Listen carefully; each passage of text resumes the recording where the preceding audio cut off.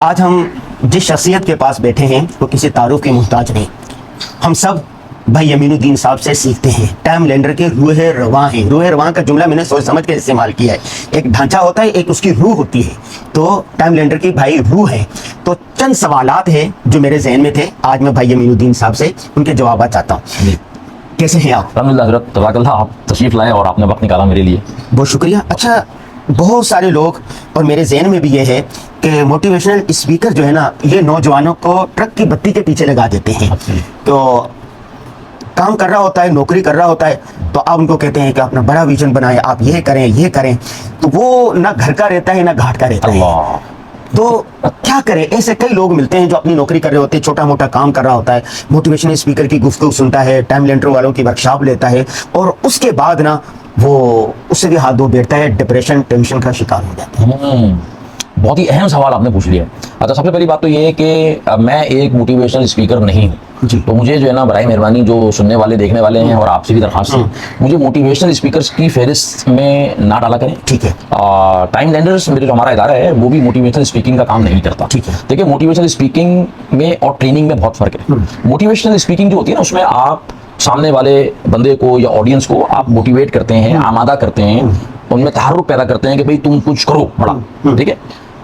मेरा जो नज़रिया है या जिस नज़रिए से हमारा इदारा काम करता है वो ये नहीं है। हमारा इदारा ये है कि सिर्फ तहर्रुक पैदा करना, सिर्फ मोटिवेट करना किसी भी इंसान के लिए काफ़ी नहीं है। अब ये जो आपने मसला बयान किया ना, उसकी वजह ये होती है कि बहुत सारे मोटिवेशनल स्पीकर्स होते हैं और वो बात बहुत अच्छी कर रहे होते हैं, और उसके नतीजे में बहुत सारे लोग हमारे मोटिवेट भी हो जाते हैं। ठीक है ना, बेशक आपकी बात सही है, लेकिन मोटिवेशन के साथ अगर आप उसको कोई प्रॉपर फ्रेमवर्क नहीं दे रहे, उस मोटिवेशन को कन्वर्ट करने का इनटू रियलिटी, हकीकत में कैसे मैंने करना है, ठीक है ना, अगर वो फ्रेमवर्क नहीं दे रहे तो फिर तो वो होगा जो आप कह रहे हैं। क्या होगा कि वो बेचारा जो है ना, वो चार्ज हो जाएगा, उसके बाद वो 2-4 दिन 2-4 हफ्ते वो चार्ज चलेगा, फिर एकदम से जो है ना, वो जैसा आपने कहा ना, वो घर का रहेगा ना घाट का रहेगा। ठीक है ना। और जाहिर सी बात है कि हमारे माशरे में जो अक्सर हमारे अफराद हैं, उनकी उस तरह से जहन साजी और तरबियत भी नहीं हुई भी कि वो खुद से कोई फ्रेमवर्क डेवलप कर लें और वो आगे चलना शुरू कर दें। तो लेकिन मेरा जो काम है ना, वो बहुत मुख्तलिफ है। हमारा काम ये है कि हम मोटिवेट नहीं करते। ठीक है, उसमें ठीक है, आप बात सुनते हैं, ट्रेनिंग में आते हैं, 3 दिन बैठते हैं, 4 दिन बैठते हैं, 5 दिन बैठते हैं, या ऑनलाइन ट्रेनिंग करते हैं, जो मोटिवेशन जरूर होती है, लेकिन सिर्फ मोटिवेशन नहीं होती। टाइम लेंडर्स में और हमारे काम में और बाकी मोटिवेशन में फर्क ये है कि हम कोई भी काम जब कोई भी बात जब कहते हैं तो उसको उसका एक फ्रेमवर्क भी लोगों को देते हैं। मिसाल के तौर पे अगर हमारी स्ट्रेटेजिक टाइम मैनेजमेंट की एक वर्कशॉप आप देखेंगे तो सिर्फ मोटिवेशन नहीं है, बल्कि टाइम को कैसे आपने मैनेज करना है, 24 घंटे कैसे बरतने हैं, आपकी सुबह, आपकी दोपहर, आपकी शाम कैसे होनी चाहिए, आपका हफ्ता, आपका महीना, आपका साल कैसे प्लान होना चाहिए, उसका पूरा नज़म है। ठीक है। इसी तरह स्ट्रेटेजिक विजनिंग, आप अगर विजन बनाओ तो विजन बनाओ नहीं, विजन बनाने के बाद उसको कन्वर्ट कैसे करना है आपने हकीकत के अंदर, उसका पूरा फ्रेमवर्क है ना। ठीक है। तो इसलिए हमारी जो लोग मुझे कहते हैं मैं आपको 1 घंटे का भी तकरीर कर दें, मैं 1 घंटे की तकरीर करने के लिए नहीं जाता हूँ आमतौर पर, मैं लोगों को मना कर देता हूँ। उसकी वजह ये होती है कि मुझे मालूम है, मुझे 24 साल ये काम करते हुए हो गए हैं, तो मुझे ये बात बहुत अच्छी तरीके से मालूम है कि जो 1 घंटे की मोटिवेशनल स्पीकिंग होती है, 2 घंटे की भी होती है, 3 घंटे की भी होती है, इसमें कुछ भी ऑडियंस को नहीं मिलने वाला। अच्छी अच्छी बातें होंगी, मैं कुछ कहानियां सुना दूंगा, लोग खुश हो जाएंगे, तालियां बज जाएंगी, वो बंदा खुश होकर चला जाएगा, 4 दिन के बाद जो है ना वही ढाक के 3 पात। ठीक है। इसीलिए मैं ये बिलीव करता हूँ कि भाई अगर आपने अपनी बाकी जिंदगी बदलनी है ना, तो आपको टाइम लगाना पड़ेगा, आपको फ्रेमवर्क सीखने पड़ेंगे। तो मैं मोटिवेशनल स्पीकर नहीं हूँ, हमारा काम मोटिवेशनल स्पीकिंग नहीं है मेरे भाइयों और बहनों। मैं बिलीव करता हूँ फ्रेमवर्क्स के ऊपर, और ट्रेनिंग, कंसल्टिंग या हमारी कोचिंग जो होती है ना, वो पूरा फ्रेमवर्क देती है, इसलिए उसमें टाइम ज्यादा लगता है, इसलिए उसकी कॉस्ट भी ज्यादा होती है। अच्छा, दूसरा सवाल यह है कि आप भी अपनी वर्कशॉप में कहते हैं, मैंने खुद सुना है कि कंफर्ट जोन से बाहर निकलें। जब तक आप कुएं के मेंढक बने रहेंगे उस वक्त तक आप तरक्की नहीं कर सकेंगे किसी भी लिहाज से। एक आदमी है जो कंफर्ट जोन में खुश है, वो अल्लाह को भी राजी कर रहा है, दुनियावी मामला भी चल रहे हैं, घर का मामला भी सही चल रहा है, बीवी बच्चे भी ठीक है, कारोबार भी सही चल रहा है, तो आप उसको ख्वाबों की दुनिया में क्यों लेकर आते हैं कि कंफर्ट जोन से बाहर निकलें, हौज के मेंढक से बाहर निकलें, इस जहां से आगे जहां और भी हैं? हाँ, उसकी देखिए, कंफर्ट जोन में अगर एक आदमी है और वो अपनी तमाम जिम्मेदारियों को पूरा कर रहा है, तो उसको तो मैं नहीं कह रहा कंफर्ट जोन से बाहर निकले। वो अल्लाह के हुकूक भी पूरे अदा कर रहा है, वो बंदों के हुकूक भी पूरे अदा कर रहा है, ठीक है ना, वो उम्मती का रोल भी बेहतरीन तरीके से अदा कर रहा है, वो घर वालों की जिम्मेदारियां भी पूरी कर रहा है, और वो कंफर्ट जोन में भी है। माशाल्लाह यार, ये तो मैं समझता हूँ कि बहुत ही मिसाली किस्म की जिंदगी है ना। तो ऐसे लोगों को सामने आके बताना चाहिए और अपनी मिसाल पेश करनी चाहिए कि देखिए हम कंफर्ट जोन में भी हैं और हम सारी जिम्मेदारियां पूरी कर रहे हैं, तो ये तो बहुत अच्छी बात है। कंफर्ट जोन से निकलना उन लोगों को मैं हम कह रहे होते हैं, या मैं अगर कहता हूँ तो मैं अपनी बात करूंगा, किसी और की बात मैं नहीं कर सकता।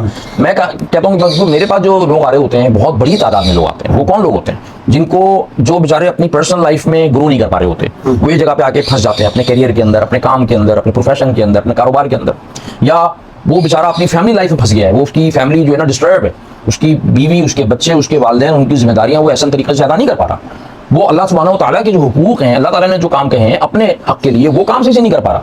वो हुजूर अकरम सल्लल्लाहु तआला अलैहि वसल्लम का उम्मती है, वो उम्मत के हालात देखता है, वो कुड़ता है, वो सोचता है, वो रोता भी है, वो कहता है कि कुछ करना भी चाहिए, लेकिन जो है वो कर भी नहीं रहा। तो उन लोगों को मैं कहता हूँ कि देखिए, अगर आपको लग रहा है कि यार आप नहीं कर रहे अपनी जिम्मेदारियां पूरी, तो फिर आप इसलिए देखिए, आप ये देखिए कहां पर आप अटके हुए हैं। आप पर्सनल अपनी लाइफ क्यों नहीं इंप्रूव कर पा रहे? इसलिए कि उसके लिए कंफर्ट जोन से निकलने का मतलब क्या है? क्या आप सुबह 5 बजे उठ जाते हैं? क्या आप फजर में उठते हैं, फजर के बाद आप सोते नहीं है, फजर के बाद अपने मामूलात जिंदगी शुरू कर देते हैं? अब ये काम करना कंफर्ट जोन से निकलने के मुताबिक है ना। बिस्तर पे तो सुबह फजर के बाद नींद बड़ी अच्छी लगती है, ठीक है, ठीक है, लगती है ना, मजा आता है। अच्छा, आप पर्सनल जो है ना ग्रोथ, लोग कहते हैं यार अमीन भाई पर्सनली मैं कैसे ग्रो करूं? भाई किताबें पढ़नी पड़ेंगी, कोर्सेज करने पड़ेंगे, साथी के पास जाना पड़ेगा, मेंटोर्स के पास जाना पड़ेगा ना। ये काम कंफर्ट जोन से निकले बगैर कैसे होगा? इसी तरह फैमिली की जिम्मेदारियां पूरी करना चाहते हैं आप, बेहतर करना चाहते हैं, बच्चों की तरबियत करना चाहते हैं, लेकिन आप बैठे हुए रात को चाय के होटल पे दोस्तों के साथ, वहां बड़ा मजा आ रहा है आपको, भाई अपने घर वालों के साथ, वालिदैन के साथ, बीवी बच्चों के साथ टाइम गुजारें। अब वो आपको दोस्तों वाला कंफर्ट जोन नहीं मिलेगा, क्योंकि घर वाली डिस्कशन बड़ी बोरियत वाली महसूस हो रही होती है आपको, तो आप लोग जो है वो नहीं कर रहे होते, कहते हैं चल तो रहना, जिंदगी गुजर तो रही है ना। तो मैं कहता हूँ कंफर्ट जोन, फिर आप उम्मती है, तो क्या आपके इस दुनिया में होने से इस उम्मत के हालात पे कोई मुस्बत असर पड़ा? ये सोचें, क्योंकि कल मेरी भी, आपकी भी, हम सबकी जो है क़यामत के रोज इंशाअल्लाह रसूल करीम सल्लल्लाहु अलैहि वसल्लम मुलाकात होगी ना हज़रत। तो मुलाकात होगी और हुजूर ये पूछेंगे कि अनवर गाजी यमीनुद्दीन, ये बताओ कि भाई तुम उम्मती थे ना मेरे, तुम क्या उम्मत के लिए करके आए हो? तो आप तो कह देंगे ना, आप तो कंफर्ट जोन से ऐसे बाहर हैं, आप कह देंगे मैं तो जिंदगी में इतना मौका मिला था, मैं 100 किताबें में लिख कर आया हूँ, जब तक जिंदगी थी कुछ काम कर आया हूँ, लोगों को समझा कर आया हूँ, पता कर आया हूँ, ठीक है। तो अब आप ये काम के कंफर्ट जोन में रह के कर रहे हैं, आपको उसके लिए कंफर्ट जोन निकलना नहीं पड़ता। ये लिखने का जो काम है, जो माशाल्लाह से आप किताबें लिखते हैं, कॉलम लिखते हैं, या ये आपके ख्याल में कंफर्ट में रहते हुए कर रहे हैं आप? नहीं, बाहर निकल के कर रहे हैं ना, क्योंकि बाहर निकल के कर रहे हैं, तो उसकी वजह से आपका जो कंट्रीब्यूशन है वो बढ़ भी तो रहा है। उसकी वजह से जो आपका जो सदका जारिया बन रहा है, उसका फायदा किसको होगा? आपको होगा, आपके वालिदैन को भी होगा, है ना। हम कोई काम कर पा रहे हैं तो वो तो सदका जारिया हो रहा है ना हमारा। तो कंफर्ट जोन में रहेगा तो नहीं हो सकता जरूरत। तो हाँ, आप कोई कहता है कि यार मुझे करना ही नहीं है, तो भाई आप ना करें, पर कंफर्ट जोन में रहें आराम से। मैं तो कहता हूँ सुबह 5 बजे नहीं, सुबह 10 बजे उठे, और 10 बजे भी मैं कह रहा हूँ जल्दी है, 12 बजे उठा करें, फिर हलवा पूरी की लाइन में जाके लग जाए, हलवा पूरी खाएं, ऐसी करें, जिंदगी गुजारें यार। लेकिन अगर कुछ करना है और वहां के लिए हुजूर सल्लल्लाहु आपके चेहरे को देखें, मेरे चेहरे को, आपके चेहरे को देखें, और उनके चेहरे पर तबस्सुम आ जाए, अल्लाह अकबर, अब मजा आ जाएगा ना। लेकिन ये कंफर्ट जोन से निकले बगैर नहीं हो सकता, इसका मतलब ये होता है। ठीक है। अच्छा, तीसरा सवाल ये है कि बहुत सारे दोस्त अहबाब ऐसे मिले, और जब हमने आपके साथ 2016 में वर्कशॉप की थी, जब भी कोई 60-70 लोग थे, जब टाइमलैंडर की वर्कशॉप ताज़ा कर रहे होते हैं, तो 10-15 दिन तक तो बड़ा एक जोश होता है, जज्बा होता है, वर्जिश भी हो रही है, तिलावत भी हो रही है, सब आहिस्ता आहिस्ता वही चाल बेढंगी पर लोग आ जाते हैं, वो अपने पुराने मामूल पर आ जाते हैं। वो जिंदगी का हिस्सा क्यों नहीं बन पा रहा? 90% लोग, आपने भी देखा होगा जिन्होंने वर्कशॉप की या कोर्सेज किए हैं, तो वो 1 साल या 6 महीने या 2 महीने या 2 हफ्ते के बाद फिर उसी ढप पर होते हैं। ऐसा क्यों होता है? ऐसा क्यों? हाँ, ऐसा इसलिए होता है कि देखें, एक चीज होती है वर्कशॉप करना, किताब पढ़ना, अनवर गाजी साहब की अच्छे बयान को, खूबसूरत बयान को सुनना, या किसी भी अच्छे जो है ना वो मुकर्रर के बयान को सुन लेने से, किताब पढ़ लेने से कोई तब्दीली जिंदगी में नहीं आती है। ये बात आप समझ जाएं, और आपके सुनने वाले भी सब समझ जाएं कि भाई वर्कशॉप करने से, पढ़ने से, किताबों से तब्दीली नहीं आती। जो आपने पढ़ा है उस पे अमल करने से तब्दीली आती है। अब अमल आप करते हैं हफ्ता, 10 दिन, 15 दिन, 20 दिन, उसके बाद आप कंटिन्यू नहीं कर पाते। उसकी वजह ये होती है कि उस कंटिन्यूटी को यकीनी बनाने के लिए जो मेरे पास फ्रेमवर्क होना चाहिए, वो फ्रेमवर्क डेवलप करने पे हम काम नहीं करते। हम दुनिया में आमतौर पर जो लोग होते हैं ना, वो होते हैं जज्बाती, ठीक है। और हमारी कौम में तो जज्बातियत माशाल्लाह हम सब जानते हैं कि किस कदर है, ठीक है ना। तो बस एक बात समझ में आ गई तो एकदम से भागना शुरू कर दिया। तो ये बात मुझे ही मालूम है, मैं लोगों को एक बात समझाता हूँ वर्कशॉप में, शायद पहले मैं इतना वजाहत से नहीं समझाता था, अब मैं ज़्यादा वजाहत से लोगों को समझाता हूँ ये बात अपनी वर्कशॉप के अंदर, और मैं लिखता भी रहता हूँ। क्या कि देखें, आप वर्कशॉप करके जा रहे हैं ना, आपने 3 दिन लगाए, 4 दिन लगाए, इससे तब्दीली नहीं आई, इससे आपके जहन में क्लैरिटी आ गई, आपके बात पता लग गई कि यार ये तरीका सही है, गलत है। अब वो जो सही तरीका है किसी काम को करने का, उसको इख्तियार करना, नंबर 1। नंबर 2, उसके लिए अपने आप को जवाबदेह बनाना किसी के सामने। क्या आप किसी के सामने अपनी अकाउंटेबिलिटी, अपना मुहासबा करवाते हैं? कोई आपका उस्ताद हो, कोई बड़ा हो, किसी को आप डंडा हाथ में देना। अब किसी का आप में डंडा हो और जो आपको पूछ सके, तो आप कभी भी जो है ना वो 20 दिन के बाद पटरी से नहीं उतरेंगे। पटरी से उतरते इसलिए हैं कि हम ये समझते हैं कि मैं तो बड़ा फन्ने खान हूँ, मुझे तो समझ में आ गई बात, और मैं खुद ही सब कुछ कर लूंगा, किसी रहबर मेंटोर की मुझे जरूरत नहीं है। तो ऐसा तो नहीं हो सकता, ऐसा कैसे हो सकता है? अगर मैं इतना बड़ा फन्ने खान होता, या हम होते सारे लोग, तो फिर तो सर पाकिस्तान के हालात होते हैं या दुनिया की उम्मत के ये हालात होते हैं, ऐसा है नहीं। लेकिन इसका मतलब ये भी नहीं है कि दुनिया के अंदर या उम्मत के अंदर उम्मत बिल्कुल बांझ है। हम बांझ नहीं है, आपके माशरे में आपके इर्द गिर्द ऐसे लोग मौजूद हैं जिनको आप अपनी अकाउंटेबिलिटी का जो मैं कहता हूँ डंडा है ना, वो उनके हाथ में दें, उसकी कोई कॉस्ट है वो पे करें, क्योंकि आपका ट्रैक पे रहना ज्यादा इंपॉर्टेंट है बनिस्बत उस कीमत के। और वो जो अकाउंटेबिलिटी पार्टनर जिसको मैं कहता हूँ, वो आपको कंफर्ट जोन से ही बाहर निकाल के रखेगा, क्योंकि मैं कंफर्ट जोन में भी रहना चाहता हूँ और मैं ये भी चाहता हूँ कि जो है ना मैं कंटिन्यूटी भी मेरे अंदर हो, मैं मुस्तकिल मिजाजी से उस अपनी सीखने के मवाद पे अमल भी करूँ। तो ये दोनों चीजें साथ नहीं हो सकती। दुनिया में जितने लोगों ने कोई बड़ा काम किया है ना, आप तारीख उठा के देख रहे हैं, आप तो माशाल्लाह से मुझसे बहुत ज़्यादा माशाल्लाह से इल्म वाले हैं, लिखने वाले हैं, उलमा से के तबके में हैं। आप बताएं मुझे कि हमारे जितने बड़े बड़े उलमा गुजरे हैं, बड़े बड़े लोग तारीख में गुजरे हैं, आप मुझे बताएं, मुझे कोई आदमी आपको नजर नहीं आएगा कि जो किसी मेंटोर के, किसी उस्ताद के, किसी मुरब्बी के बगैर जो है ना वो बड़ा बनाओ। मुरब्बी के बगैर मुरब्बा नहीं बनता। मुरब्बा नहीं बनता ना, तो फिर आप 15-20 दिन में मुरब्बा ही बनेगा ना। आपका जो है ना वो क्या कहते हैं, मुरब्बा तो नहीं बनेगा, आपका कुछ और ही बन जाएगा, कचूमर निकल जाएगा। अगर आप बोलेंगे यार चूका मुरब्बा बन जाएगा, फिर आप छोड़ देंगे तो सारे के सारे काम आप बोलेंगे ये तो कुछ हो नहीं सकता। तो भाई आप, मैं, हम में से कोई भी आदमी हो, देखिए मैं अगर आप थोड़ा बहुत कोई काम कर रहा हूँ, मेरे मेंटोर्स का बहुत बड़ा रोल है। मैंने अपनी जिंदगी के 10-15 साल मेंटोर्स की अपने जो है ना वो निगरानी में गुजारे। उन्होंने मुझे सख्त रगड़ा लगाया, मैं रगड़ा का लफ्ज़ जानबूझ के इस्तेमाल कर रहा हूँ। उन्होंने रगड़ा लगाया, सुबह 4-4 बजे 5-5 बजे उठाया, अपने पास बुलाया और वो काम करवाए मुझसे कि मेरे अंदर वो चीज़ मुस्तकिल मिजाजी की शक्ल में पैदा हो गई। ठीक। अच्छा, चौथा सवाल यह है कि हमारा आपका ताल्लुक मजहबी तबके से है। हमारा तो दीनी मदारिस, उलमा, तलबा, फजला के साथ रब्ता रहता है। बहुत सारे बल्कि 99% दीनी मदारिस के तलबा, फजला, उलमा माशी लिहाज से कमज़ोर हैं। वो ये चाहते हैं कि हमारी मैशत बेहतर हो। जब को वो वर्कशॉप करते हैं या किसी के पास जाते हैं तो उनका एक जज्बा होता है कि हम कारोबार में सरमायाकारी करें, कोई सोना बेच के, कोई भैंस बेच के, कोई जमा पूंजी लगाते हैं। तो नतीजे के तौर पर क्योंकि उनका तजर्बा नहीं होता, जो सरमायाकारी होती है वो डूब जाती है, कारोबार डूब जाता है, वापस वहीं आ जाते हैं जहां होते हैं, बल्कि उससे भी पतली हालत में होते हैं। उलमा इकराम, दीनी तबका, मजहबी तबका, खुसूसन फजला इकराम दीनी मदारिस के, वो अपनी मैशत को कैसे बेहतर कर सकते हैं महफूज तरीके से? अच्छा हम लोग, ये तो आपने ऐसा सवाल पूछ लिया कि जिसमें पूरा दिन बात हो सकती है। बस खुलासा जो आप समझते हैं। अच्छा देखिए, खुलासा मैं इसमें ये करूँगा। सबसे पहली बात तो ये है कि ये जो हमारे उलमा कराम या हमारे जो फजला होते हैं ना, सबसे पहले तो हमारे माशरे में ना एक इफरात और तफरीत का मामला है माश के लिहाज से। तो कुछ लोग जो है ना वो उन लोगों, उनका ख्याल मैं देखता हूँ कि ये होता है भाई दुनिया जो है ना, मतलब जिंदगी जो है ना वो सिर्फ ये है कि भाई आप कमाते रहो पता बस पैसे कमाओ और आप मादी तौर पे बहुत जो है ना वो आप किसी लेवल पे पहुंच जाओ तो वो कामयाबी है। और जो उसका तो दूसरी इंतहा है वो ये है कि नहीं दुनिया तो किसी जो है ना वो उसको कोई फायदा नहीं है और जो है ना वो आप जो है ना बस गुर्बत की जिंदगी गुजारो। और हुजूर सल्लल्लाहु की और सहाबा की मिसालें भी हमारे सामने इस तरह से पेश की जाती हैं, ठीक है ना, माजरत के साथ। तो उसकी वजह से क्या हुआ कि दो इंतहाएं पैदा हो गई, जबकि हमारा जो दीन है ना वो बहुत एतदाल वाला दीन है, ठीक है ना। रसूल करीम सल्लल्लाहु अलैहि वसल्लम ने अगर ऐसी जिंदगी गुजारी कि जिसमें हमें फकर नजर आता है तो वो इख्तियारी फकर था। अब इख्तियारी फकर क्या होता है मैं उस पर नहीं जाना चाहता, वो आप जो है ना वो आप बयान कर सकते हैं। लेकिन आप ये देखें कि अशरा मुबशरा के अंदर जो है वो 7 सहाबा जो है वो ताजिर सहाबा हैं, मालदार सहाबा हैं। क्यों है? बल्कि हमारे आपके जामिद रशीद के उलमा से कि मैंने 2017 में 18 में मैंने जो है ना वो बात की थी अपनी मुनिम भाई से, उन्होंने बाकायदा इस पर तहकीक करके और बाकायदा उन सहाबा के बारे में जो है ना वो मवाद काफ़ी जमा किया, उन्होंने मुझे दिया और मैं खुद पढ़ के बड़ा हैरान हुआ कि ये बातें तो हमारे जो है ना वो आम गुफ्तगू में, हमारे जो है ना बयानात में, हमारे आम आवाम के सामने, इवन हमारे उलमा के तबके के सामने क्यों नहीं आती, ठीक है ना, ताकि ये जहन साजी क्लियर हो कि माल या माली तौर पे मुस्तहकम होना ये उम्मत को अपने पाँव पे खड़ा करने के लिए और दुनिया में कोई भी काम करने के लिए एक वसीला है, एक बहुत इंपॉर्टेंट पिलर है। इसलिए जब हुजूर अकरम सल्लल्लाहु अलैहि वसल्लम ने मदीना मुनव्वरा मक्का से आए तो पहला काम हुजूर ने क्या किया, मस्जिद कायम की, मदरसा कायम किया, यानी कि तालीम और तरबियत का एहतमाम किया। और तीसरा काम किया, बाजार मदीने का जो था शौकल मदीना, हाँ शौकल मदीना जो था उसके जो उसूल और ज़ाब्ते थे वो मुकर्रर फरमाए। और अब्दुर्रहमान इब्न औफ रज़ी अल्लाह तआला अन्हु और दीगर जो ताजिर सहाबा थे उनको जो है ना उनको काम करने से, कारोबार करने से नहीं रोका और उन लोगों ने बहुत बड़े बड़े कारोबार किए। मतलब आज तो हमारे कारोबार जो है ना उनके कारोबारों के सामने मैं समझता हूँ कि 4x6 के कारोबार हम कर रहे हैं। जो हमारे बहुत जो पाकिस्तान के या दुनिया के जो बहुत बड़े बड़े बिजनेस करने वाले लोग मैं दुनिया के एतबार से देखूँ तो अब्दुर्रहमान इब्न औफ रज़ी अल्लाह अन्हु के मुकाबले में उनके कारोबारों की कोई हैसियत ही नहीं है कि टेक्नोलॉजी के बगैर और जो ना ये सोशल मीडिया के बगैर, वेबसाइट के बगैर वो उस जमाने में उस लेवल पे पहुंच गए और हुजूर ने उनको रोका नहीं, हुजूर ने किसी को मना नहीं किया। तो हमारे जो उलमा हैं, हमारे जो फजला हैं, उनकी जो माशी तौर पे हालात में देखता हूँ मुझे भी तकलीफ होती है, क्योंकि मैं ज़ाती तौर पर समझता हूँ कि हमारे उलमा को और हमारे फजला को और हमारे जो है ना वो इस तबके को, दीनी तबके को माशी तौर पर, माली तौर पर बहुत ज़्यादा मुस्तहकम होना चाहिए। उनको बिल्कुल ऐसा होना चाहिए शानदार तरीके से।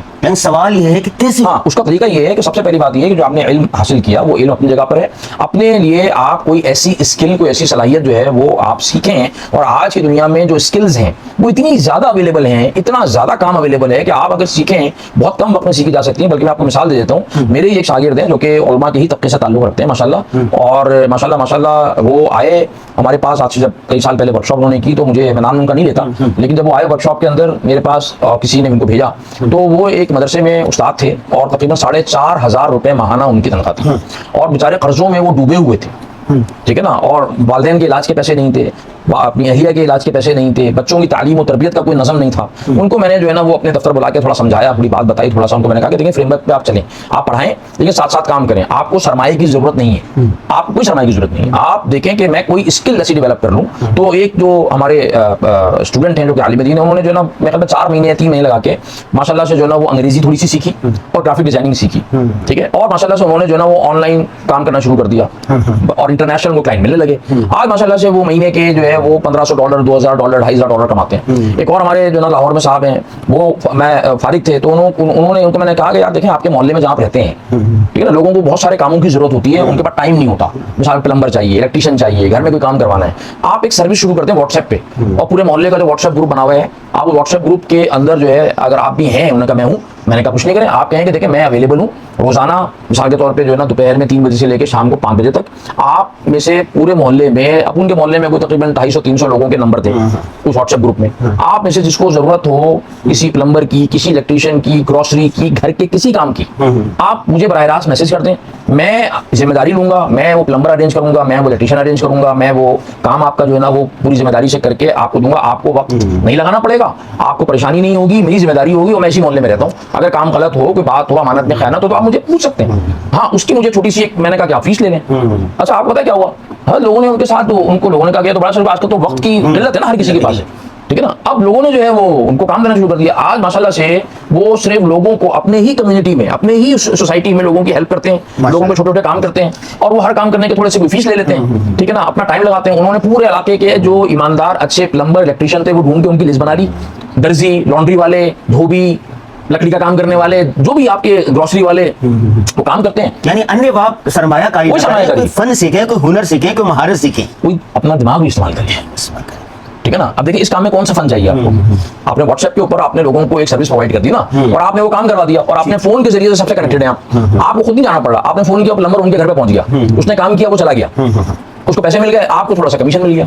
सर वो सिर्फ इस काम से महीने के तकरीबन 60-65 हज़ार रुपए कमाते हैं, माशाल्लाह माशाल्लाह।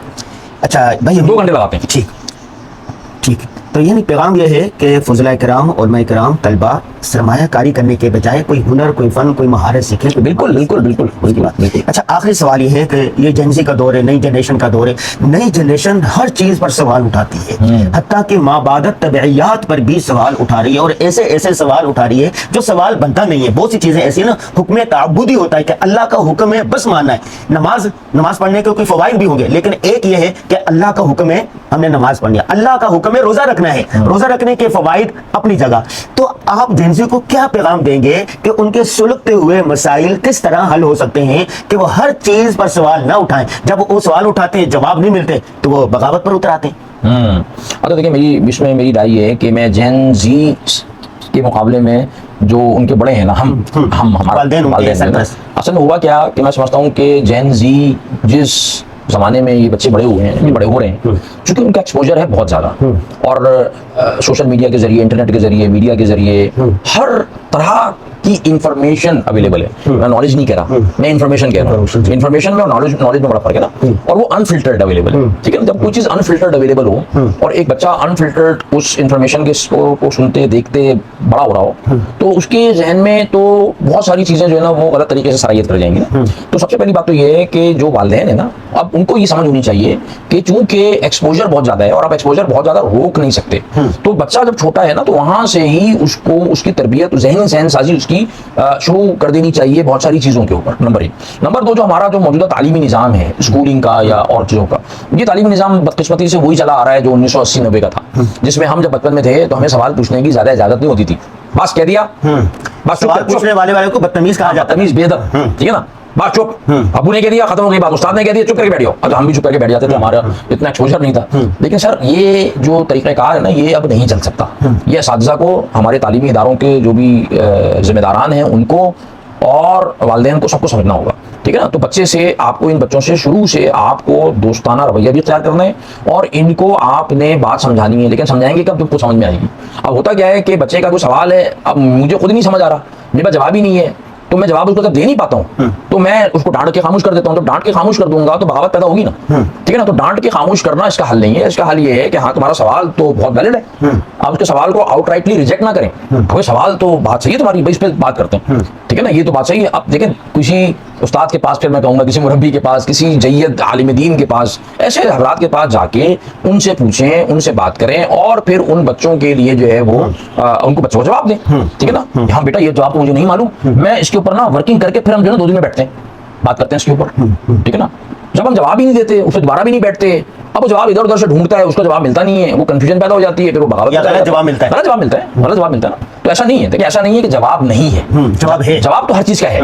अगर जवाब कहते हैं जवाब नहीं है, इसका मतलब ये कि फिर हमारा दीन तो फिर मुकम्मल नहीं हुआ ना, उसमें तो काफी फिर दीन में गैप्स है। जवाब है, मुझे जवाब देना नहीं आता, तो मुझे जवाब देना नहीं आता तो मैं जवाब देना सीखूं, या मैं उस बच्चे को ऐसे लोगों से इंटरेक्ट करवाऊं जिनके पास बैठकर वो जवाब उसको मिले, या उसको पता लगे कि नहीं यार, चीजों को देखने का ये भी एक नजरिया है। सही सही। तो और जेन ज़ी के लिए मैं ये कहूंगा कि बेटे बच्चों, आप लोगों को सवाल बहुत सारे बिल्कुल वैलिड होते हैं, सवाल करना बुरी बात नहीं होती, लेकिन उस सवाल को जो है ना वो इस तरीके से ना करें कि आपके जो बड़े हैं उनको ये महसूस हो कि आप खुदा ना खास्ता बड़ों की इंसल्ट कर रहे हैं। सवाल को आप करें सीखने की नीयत से करें, ठीक है ना। और अगर आप सीखना चाहते हैं तो सबसे पहले मैं समझता हूँ कि अपने जो हमारे जो बुनियादी अकायद हैं, जो अल्लाह और अल्लाह के रसूल सल्लल्लाहु अलैहि वसल्लम ने हमें दिए हैं, उनको जरूर बचपन से सीखें। और उन पे कोई सवाल भी है तो हर किसी से सवाल ना करें। ये जेन ज़ी के लिए मैं खासतौर पे कह रहा हूँ। आप लोग क्या करते हैं, हर किसी से हर सवाल करते हैं। देखें, जिंदगी में ये मैं जिंदगी में बड़ी छोटे खा के सीखा कि हर सवाल हर किसी से करने का नहीं होता। सही सवाल आपको पता होना चाहिए कि ये सवाल मुझे किससे करना चाहिए, कौन इस सवाल का दुरुस्त जवाब देने का अहल है। बहुत दफा मेरे सवालात के जवाब देने के मेरे वालिदैन अहल होते नहीं है। कोई उस्ताद होगा, कोई आलिम दीन होगा, कोई और नॉलेजेबल कोई वाइज लोग होंगे, तो आप उन लोगों को ढूंढें, उनके पास जाएं। और जब भी और सवाल अगर आप सीखने की नीयत से कर रहे हैं तो आपके अंदर ह्यूमिलिटी होनी चाहिए, आजी होनी चाहिए, इनकिसारी होनी चाहिए। और अगर आप सवाल जो है वो अपनी लॉजिक और अपने दिमाग की धाक बिठाने के लिए कर रहे हैं तो फिर आपके अंदर एरोगेंस होगी, फिर आपके अंदर किबर होगा। और अगर किबर होगा तो मेरे भाइयों बहनों, मेरे बच्चों, याद रखिए आपको कभी उस सवाल का फायदा नहीं होगा, क्योंकि किबर एक ऐसी बीमारी है जिसके मुतालिक इमाम गजाली रहमतुल्लाह फरमाते हैं कि ये अल्लाह की चादर है। तो किबर आपने इख्तियार नहीं करना। सवाल पूछने वाला हमेशा जो होता है ना, वो आजी और इनकिसारी और ह्यूमिलिटी से सवाल करता है, सीखने की नीयत से सवाल करता है, वो चैलेंज करने की नीयत से सवाल नहीं करता। अगर चैलेंज करना चाहते हैं तो चैलेंज करते हैं। आपके चैलेंज करने से अल्लाह और अल्लाह के रसूल सल्लल्लाहु अलैहि वसल्लम के दीन पर और अल्लाह के अहकामात पे कोई फर्क नहीं पड़ेगा, आपकी जिंदगी बर्बाद हो जाएगी। बहुत शुक्रिया, हमारा टाइम भी पूरा हो गया है, सवालात भी पूरे हो गए। आखिर मुझे ये बताएं कि आपकी माशाल्लाह 53 साल उम्र है और गुज़श्ता 20 साल से मैं आपको इसी शेप में देख रहा हूँ, आपकी सेहत का राज क्या है?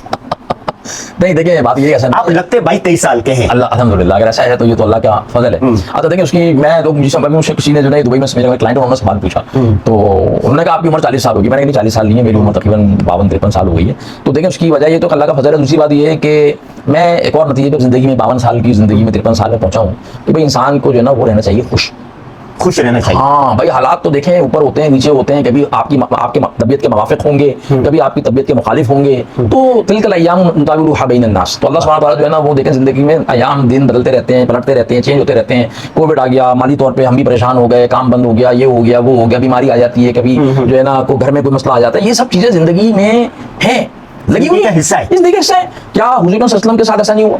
क्या सहाबा के साथ ऐसा नहीं हुआ? क्या हमारे असलाफ के साथ ऐसा नहीं हुआ? क्या आज दुनिया में दुनियावी एतबार से जितने कामयाब लोगों को आप समझते हैं वो दुनियावी एतबार से कामयाब हैं, क्या आपके ख्याल में जो है ना वो सारे के सारे ऐसे ही कामयाब हो गए बैठे बैठे अचानक से? तो ये सारे लोगों की तारीख मैंने लोगों की पढ़ी, जितना तारीख मैंने पढ़ी, जितना लोगों को मैंने पढ़ा, तो मैं जो है ना मैं ये पहुंचा कि यार देखो ये तो हालात हैं, चेंज होते रहते हैं, चीजें आती जाती रहती हैं। अगर आपकी जिंदगी में एक वाज़ेह बहुत क्लियर मकसद है, आपकी जिंदगी एक मकसद के साथ जुड़ी हुई है और आपके शब रोज आपके माहौसाल उस मकसद के सिमत में लग रहे हैं, चाहे सफर में हो, चाहे हजर में हो, चाहे किताब लिख रहे हो, चाहे मैं ट्रेनिंग करा रहा हूँ, चाहे मैं घर वालों के साथ हूँ, चाहे मैं जो है ना वो अपने किसी क्लाइंट के साथ हूँ, अगर वो मकसदियत के साथ है ना तो आपको अल्लाह सुब्हानहू व तआला आपके अंदर जो है ना वो खुशी पैदा करते हैं, बल्कि मैं कहूँगा कि सकीनत नाजिल करते हैं। और वो सकीनत अगर मिल जाए तो मैं ज़ाती तौर पे समझता हूँ कि आज के इस हंगामा खेज दुनिया में सकीनत से ज़्यादा, सुकून से ज़्यादा कोई बड़ी नेमत नहीं है, ठीक है ना। और वो कब मिलेगी? जब आप मकसदियत के साथ जुड़े हुए हों और आप इस बात से बेपरवाह हो जाएं कि यार कल क्या होगा, परसों क्या होगा, इस हफ्ते क्या होगा, वही जंग चल रही है तो अब क्या होगा, ठीक है ना, पेट्रोल बढ़ गया तो क्या होगा, भाई पेट्रोल बढ़ेगा, गिरेगा, कम होगा, ज़्यादा होगा, मेरा राज़िक मुझे खिलाने वाला, पिछले 53 साल से 52 साल से खिलाने वाला अल्लाह सुब्हानहू व तआला है। वही पाकिस्तान में खिलाता है, वही दुबई वालों को खिलाता है, वही रिस्क देता है अमेरिका में रहने वालों को। इससे कोई फर्क नहीं पड़ेगा। मेरा यकीन ये होना चाहिए कि मैं कहीं पे भी रहूंगा, अल्लाह ने मुझे देना है, मुझे अपनी कोशिश करनी है और मेरी कोशिश सही सिमत में, सही असबाब के साथ होनी चाहिए। यानी ये ना हो कि मैं बस तकदीर पे भरोसा करके मैं बैठा, तकदीर में जो लिखा है, नसीब में जो लिखा है, यकीन साहब हो जाएगा। नहीं, आपका काम है तदबीर इख्तियार करना हो, तदबीर अपनी इख्तियार करें, तकदीर अल्लाह पे छोड़ दें, ठीक है ना। तो और खुश रहें, खुश रहने से ही ये होता है, या खुराक का भी कोई अमल दखल? खुराक का भी अमल दखल होता है, खुराक का अमल दखल होता है। मेरी खुराक तो मुख्तसर सा ये बता दें कि सुबह से लेके रात तक आप क्या खाते हैं? हजरत मैं तो सुबह से लेकर रात तक मैं आपको सबसे पहले उठते ना, उठने के बाद पानी पीते हैं, दूध पीते हैं, शहद पीते हैं? सबसे पहले मैं तो पानी पीता हूँ। हाँ। सबसे पहले जो है ना वो सुबह तो हम जो है ना पानी पी लिया, उसके बाद मेरा नमाज है, जो भी मामला है वो किए। बस सुबह सुबह मेरा हमारा जो है ना, बस मेरा सिर्फ ये है कि खाने पीने के औकात जो है ना बिल्कुल फिक्स्ड है, ठीक है ना। सुबह 7 बजे मुझे नाश्ता चाहिए। क्या करते हैं? जो घर में अवेलेबल होता है, कभी पराठा खा लिया, प्रोटीन लाजमी मैं लेता हूँ, अंडे की शक्ल में हो या किसी भी शक्ल में हो, ठीक है ना। कभी ब्रेड ले ली, कभी खाली प्रोटीन ले लिया, कुछ जो है ना उसके साथ फ्रूट ले लिया, नाश्ता कर लिया, फिर उसके बाद काम शुरू। फिर कब उसके बाद नहीं, उसके बाद खाना तो दोपहर में ही होता है। बीच में अगर कुछ होगा तो थोड़ा बहुत कोई फ्रूट हो गया, कुछ चीज नट्स हो गए, इस तरह की कुछ चीज। खाने पीने का जो तरतीब है, खाने में क्या खाते हैं दोपहर में? दोपहर में देखिए मेरा जो भी अवेलेबल हो, जो अवेलेबल, क्योंकि मेरा मसला क्या है कि मेरा जो ना सफर होता है बहुत ज्यादा, तो मेरा तो घर में खाना बहुत कम होता है। मेरे तो समझें कि मेरी जिंदगी में 60-70% खाना बाहर का होता है, ठीक है, ठीक है ना। और अब अल्लाह ताला खिला रहे हैं, अब वो किसी ना किसी क्लाइंट के पास, किसी 5 स्टार होटल में कहीं, तो ऑप्शंस बहुत सारे होते हैं। तो उसमें से जो मुझे खाना होता है, दोपहर में बहुत कम खाना खाता हूँ। उसकी वजह ये होती है कि दोपहर में ज्यादा खाना खाने से फिर जो है ना सुस्ती गालिब होती है। तो मैं अपने आप को सुबह से लेके और शाम तक, मैं अपने आप को रात तक जो है ना चाहता हूँ बिल्कुल मैं एक्टिव रहूँ।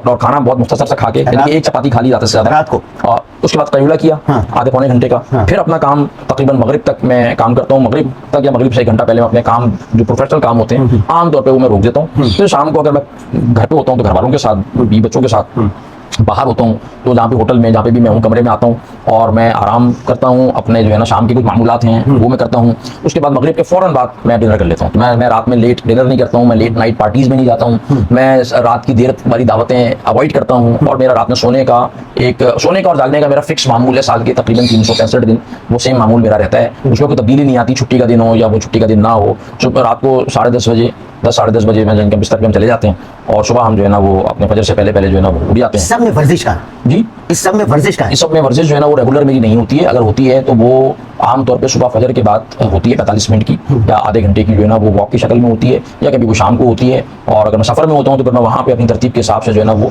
मैं वर्जिश को देखता हूँ कि मैंने कैसे करनी है और कब करनी है। तो इस तरीके से नहीं है जिस तरीके से मैं रोज़ जिम जा रहा हूँ और रोज़ मैं जा रहा हूँ। लेकिन चूंकि मैं कभी कराची में हूँ, कभी लाहौर में, कभी इस्लामाबाद में, कभी दुबई में, कभी कुआलालंपुर, कभी जद्दा, कभी मक्का, कभी अल्लाह ताला घुमाते रहते हैं। तो जहाँ पे मुझे जो टाइम मिलता है, हफ्ते में 3 दिन 4 दिन जो है ना, मैं अपनी कोशिश करता हूँ कि वो मैं अपना जो मुझे वॉक करके जो मुझे निकालना है ना अपना, वो मैं निकाल लूँ। बहुत शुक्रिया जी भाई अमीनुद्दीन साहब ने एक बात बहुत अहम कही, जो क्या कि हर बात हर आदमी के लिए नहीं होती, ठीक है। और इस पूरे इंटरव्यू में, पूरी गुफ्तगू में कहते हैं ना, खुज़ मा सफ़ा वदा मा कदे, जिसको जो बात अच्छी लग रही है वो ले ले, पल्ले बांध ले, और किसी को कोई बात अच्छी नहीं लग रही तो वो बात आपके लिए नहीं है, उसको छोड़ दें, ठीक है। मुस्बत सोच के साथ, फोकस के साथ अपने कामों में लगे रहें। अल्लाह ताला हम सबको कामयाबियां अता फरमाए। आमीन।